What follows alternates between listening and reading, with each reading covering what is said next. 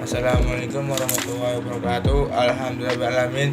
Ilahi al-awali wal akhirin. Salatu wassalatuhu wassalamuhu ala nabiyina Muhammad wa qawatul nasiin wa ala alihi wa sahbihi ad-dahirin amma ba'du. Selamat pagi yang terhormat Ibu Dr. Haja Umah Farida LCMA sebagai mata kuliah studi Quran dan hadis, dan teman-teman kelas EGTA 2 yang berbahagia. Puji syukur marilah kita panjatkan kepada Allah SWT atas rahmat berupa kesehatan sehingga berkumpul di sini. Tak lupa juga sholawat serta salam semoga tetap curahkan junjungan kita Nabi Muhammad SAW. Pada pagi hari ini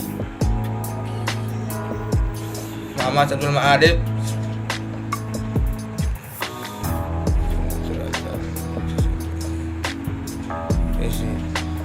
Ma'arif NIM 2030110014 sebagai moderator akan membantu jalannya diskusi mengenai pendekatan tekstual dan kontekstual dalam penafsiran.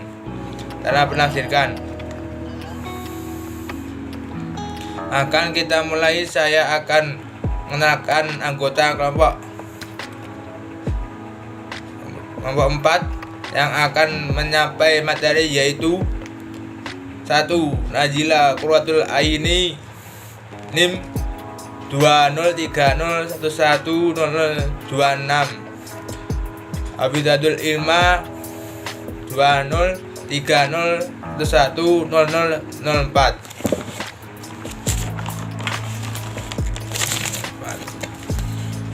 Selanjutnya materi saya akan kelompok saya penyajian materi kepada materi kami. Silahkan. Pendekatan tekstual dalam menafsirkan Al-Quran. Pendekatan tekstual dalam studi tafsir merupakan suatu usaha dalam memahami makna tekstual dari ayat-ayat Al-Quran. Pada pendekatan tekstual, praktik tafsir lebih berorientasi pada teks dalam dirinya. Kontekstualitas suatu teks lebih dilihat sebagai posisi suatu wacana internalnya atau intrateks.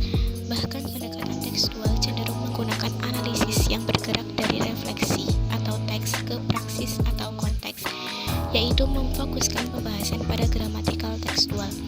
Praksis yang menjadi muaranya adalah lebih bersifat kearaban, sehingga pengalaman sejarah dan budaya di mana penafsir dengan audiennya sama sekali tidak punya peran. Teori ini didukung oleh argumentasi bahwa Al-Quran sebagai sebuah teks suci telah sempurna pada dirinya sendiri. Pendekatan dari realitas ke teks dalam studi Al-Quran menjadi sebuah keniscayaan dalam upaya integrasi keilmuan. Terdapat pandangan yang lebih maju dalam konteks ini, yaitu bahwa dalam memahami suatu teks, seseorang harus melacak konteks penggunaannya pada masa di mana teks itu muncul. Sebagaimana Hasim Muhammad menegaskan bahwa kontekstualisasi pemahaman Al-Quran merupakan upaya penafsir dalam memahami ayat Al-Quran, bukan melalui harfiah teks, tapi dari konteks dengan melihat faktor-faktor lain, misalnya situasi dan kondisi di mana Al-Quran diturunkan. Oleh karenanya, seorang penafsir harus memiliki pemikiran yang luas, misalnya mengetahui hukum Islam secara rinci, mengetahui kondisi pada waktu hukum itu ditetapkan, mengetahui alasan dari suatu hukum yang ditetapkan, dan sebagainya. Sebagai contoh, salah satu kitab tafsir yang menggunakan pendekatan tekstual yang berangkat dari refleksi ke praksis adalah Tafsir Al-Misbah. Tafsir ini ditulis oleh Bapak Quraisy Shihab sekitar bulan Juni 1999 di Kairo. Kitab tafsir ini belum mewakili berbagai problem yang dihadapi umat Islam Indonesia, sebab pada akhir tahun 1990-an, Indonesia mengalami perubahan politik dan dinamika pemahaman keagamaan. Misalnya, kebutuhan yang sangat mendesak untuk kesatuan Indonesia dengan perlunya dibangun hubungan sosial antara umat beragama. Tetapi nampaknya belum terlihat dengan jelas pembahasan persoalan tersebut di dalam Tafsir Al-Misbah. Sebagai sebuah proses budaya, penafsiran Al-Quran yang sangat dipengaruhi jika tidak dideterminasi ruang waktu, sangatlah wajar jika melahirkan keragaman. Terima kasih. Di sini saya sebagai pemateri kedua akan menjelaskan tentang pengertian pendekatan kontekstual dalam menafsirkan Al-Quran. Nah, perlu diketahui terlebih dahulu apa itu yang dimaksud dengan konteks. Konteks adalah situasi yang di dalamnya suatu peristiwa terjadi atau situasi yang menyertai munculnya sebuah teks. Nah, sedangkan kontekstual itu apa sih? Kontekstual artinya berkaitan dengan konteks tertentu. Terminologi kontekstual sendiri memiliki beberapa definisi yang menurut Nung Muhajir setidaknya terdapat pengertian berbeda-beda, yaitu yang pertama, berbagai usaha untuk memahami makna dalam rangka mengantisipasi problem-problem sekarang yang biasanya muncul. Nah, yang kedua, makna yang melihat relevansi masa lalu, sekarang, dan yang akan datang. Yang ketiga, memperlihatkan keterhubungan antara pusat dan pinggiran. Nah, pendekatan kontekstual yang dimaksud di sini adalah pendekatan yang mencoba menafsirkan Al-Quran berdasarkan pertimbang analisis bahasa, latar belakang sejarah, sosiologi, dan antropologi yang berlaku dalam kehidupan masyarakat Arab pra-Islam dan selama proses wahyu Al-Quran berlangsung. Selanjutnya, penggalian prinsip-prinsip moral yang terkandung dalam berbagai pendekatan. Secara substansial, pendekatan kontekstual ini berkaitan dengan pendekatan hermeneutika yang merupakan bagian di antara pendekatan penafsiran teks yang berangkat dari kajian bahasa, sejarah, sosiologi, dan filosofis. Untuk memahami ayat-ayat Al-Quran sangatlah penting dan tidak hanya dipahami dengan pendekatan tekstual saja, akan tetapi kondisi-kondisi yang terkait dengan turunnya Al-Quran, ayat-ayat Al-Quran juga menjadi sesuatu yang sangat penting dalam memahami ayat-ayat Al-Quran tersebut. Nah, di mana keterlibatan kondisi-kondisi tersebut menjadi Saya menentukan poin nuansa tafsir. Nuansa tafsir merupakan ruang dominan sebagai sudut pandang dari suatu karya. Tafsir di antara nuansa tafsir yang menulis ketahui adalah nuansa kebangsaan, 1. Nuansa kebangsaan, 2. Nuansa teologi, 3. Nuansa tipologi, 4. Nuansa sosial, dan sebagainya. Nuansa kebangsaan. A. Nuansa kebangsaan sebagai sebuah kitab teks suci ketika Al-Quran diwahyukan dan dibacakan oleh Nabi secara langsung sebenarnya telah transformasi dari sebuah teks ilahi menjadi sebuah konsep atau teks insani, karena secara langsung berubah dari wahyu menjadi inspirasi. Kemudian makna-makna yang dikonsepkan harus dilihat dari konteks bahasa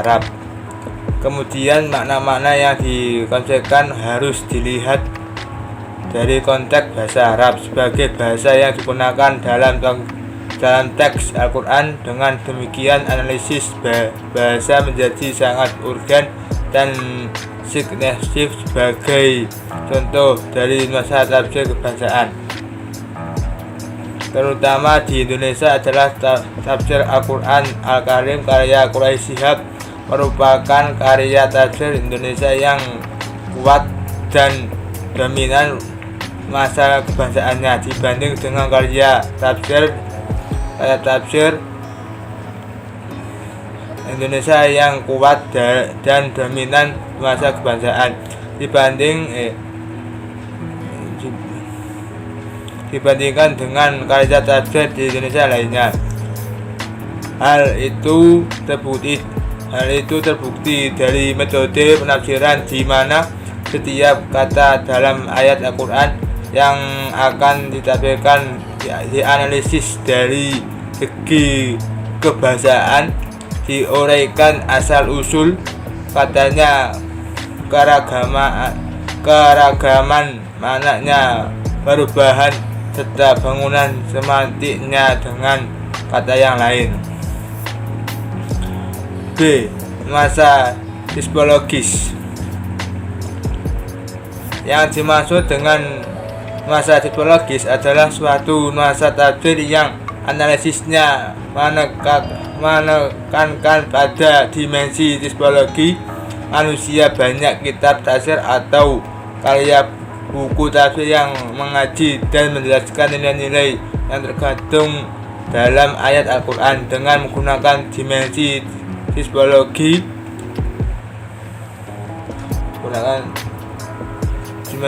Manusia dalam penafsiran di antara buku tafsir yang termasuk dalam nuansa tipologi, terutama tafsir Indonesia, adalah Jiwa dalam Al-Quran karya Mubarak. Pada awalnya menulis buku tafsir ini memusatkan kajian pada nafas dan Al-Quran dengan berbagai variasi dan medan semantiknya. Kata nafas dalam bahasa Arab memiliki banyak arti, misalnya ruh di manusia, hakikat suatu, darah saudara, kemuliaan, kegiatan jasad, kedekatan zat, kebesaran, dan sebagainya. Akan tetapi yang menjadi objek dalam kajian Mubarak adalah nafas yang dimaksud dalam Al-Quran dalam konteks manusia. Oleh Al-Quran digunakan untuk menyebut manusia sebagai totalisnya, baik manusia sebagai makhluk yang tinggal di dunia ataupun manusia yang nanti hidup di akhirat. Dalam Quran Al-Maidah juz 5 ayat 32 misalnya menggunakan kata nafas untuk menyebut totalitasnya manusia di dunia, yakni manusia hidup bisa dibunuh. Tapi dalam surat Yasin ayat 36 sampai 54 katanya nafas digunakan untuk menyebut manusia di dalam akhirat. Sedangkan pengertian lainnya yang dituangkan Mubarak dalam buku tafsirnya adalah nafas sebagai sisi dalam manusia. Hal itu tersirat dalam Quran Ar-Ra'd juz 13 ayat 10 bahwa manusia memiliki sisi dalam, dua sisi luar. Jika sisi luarnya dapat dilihat pada perbuatan lahirnya, pada sisi dalamnya menurut Al-Quran berfungsi berbagai menggerakkannya. Dalam Quran surat As-Sams ayat 91 secara tegas menyebut nafas sebagai jiwa. Dengan demikian sisi dalam manusia adalah jiwanya sebagai jiwa. Inilah dalam konteks nafas diurai fungsi-fungsi, yaitu menggerak, tingkah laku, kepastiannya, dan kualitasnya, dan dominan nuansa kebangsaan dibandingkan dengan karya tafsir di Indonesia lainnya. Hal itu terbukti dari metode penafsiran di mana setiap kata dalam ayat Al-Quran yang akan ditampilkan dianalisis dari segi kebahasaan, diuraikan asal-usul katanya, keragaman maknanya perubahan serta bangunan semantiknya dengan kata yang lain. B. Nuansa tipologis. Yang dimaksud dengan nuansa tipologis adalah suatu nuansa tafsir yang analisisnya menekankan pada dimensi tipologi manusia. Banyak kitab tafsir atau karya buku tafsir yang mengaji dan menjelaskan nilai-nilai yang tergantung dalam ayat Al-Quran dengan menggunakan dimensi tipologi. Tipologi manusia dalam penafsiran di antara buku tafsir yang termasuk dalam nuansa tipologi, terutama tafsir Indonesia, adalah Jiwa dalam Al-Quran karya Mubarak. Pada awalnya menulis buku tafsir ini memusatkan kajian pada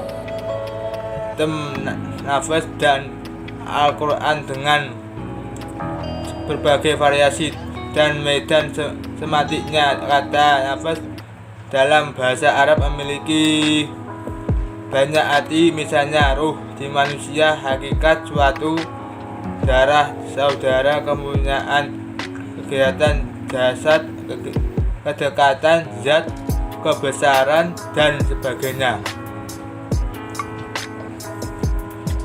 Akan tetapi yang menjadi objek dalam kajian Mubarak adalah nafas yang dimaksud dalam Al-Quran dalam konteks manusia. Oleh Al-Quran digunakan untuk menyebut manusia sebagai totalisnya, baik manusia sebagai makhluk yang tinggal di dunia ataupun manusia yang nanti hidup di akhirat. Dalam Quran Al-Maidah, Al-Quran dengan berbagai variasi dan medan semantiknya. Kata nafas dalam bahasa Arab memiliki banyak arti, misalnya ruh di manusia, hakikat suatu, darah saudara, kepunyaan, kegiatan jasad, kedekatan zat, kebesaran, dan sebagainya. Akan tetapi yang menjadi objek dalam kajian Mubarak adalah nafas yang dimaksud dalam Al-Quran dalam konteks manusia. Oleh Al-Quran digunakan untuk menyebut manusia sebagai totalisnya, baik manusia sebagai makhluk yang tinggal di dunia ataupun manusia yang nanti hidup di akhirat.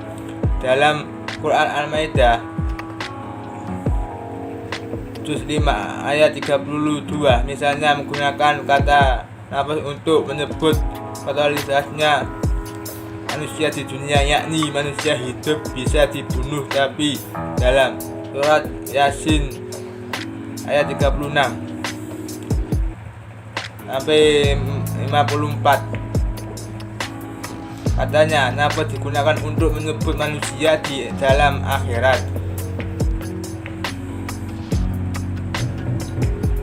Sedangkan pengertian lainnya yang dituangkan Mubarak dalam buku tafsirnya adalah nafas sebagai sisi dalam manusia. Hal itu tersirat dalam Quran Ar-Ra'd juz 13 ayat 10 bahwa manusia memiliki sisi dalam dua sisi luar. Jika sisi luarnya dapat dilihat pada perbuatan lahirnya, pada sisi dalamnya menurut Al-Quran berfungsi berbagai menggerakkannya.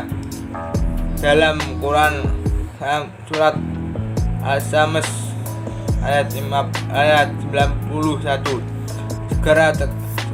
secara tegas menyebut nafas sebagai jiwa. Dengan demikian sisi dalam manusia adalah jiwanya sebagai jiwa. Inilah dalam konteks nafas diurai fungsi-fungsi, yaitu menggerak, tingkah laku, kepastiannya dan kualitasnya.